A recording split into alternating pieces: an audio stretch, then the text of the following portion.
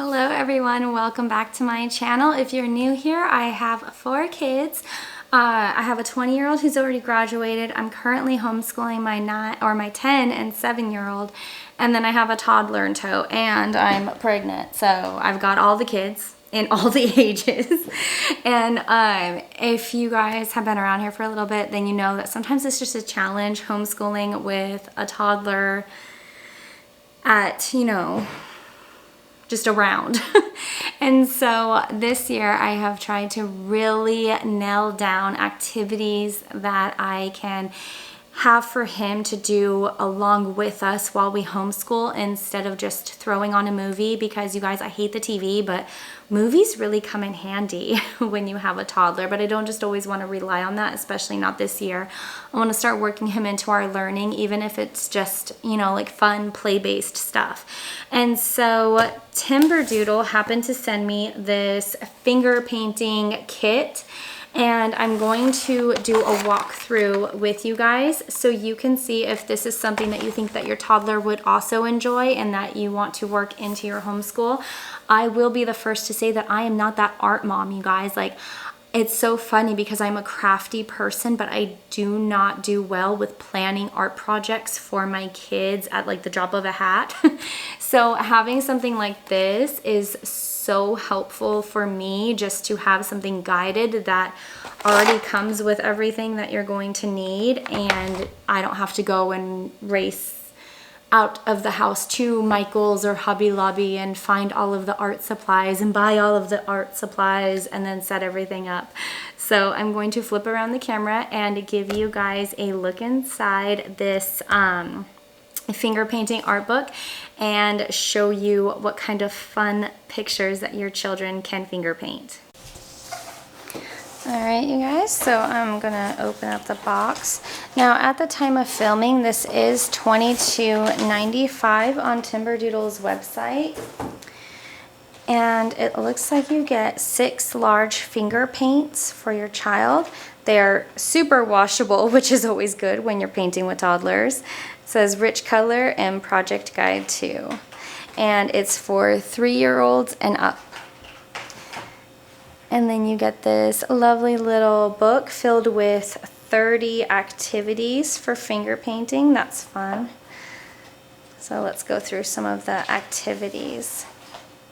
So here is a list of everything that your child is going to get to color or cover. They are going to have things like a blue dinosaur, a joyful ostrich, seahorses, an ocean adventure, dog's party, Sweet Dreams, The Mysterious Sea, and We Are Friends, and then obviously much more. I just didn't read all of them.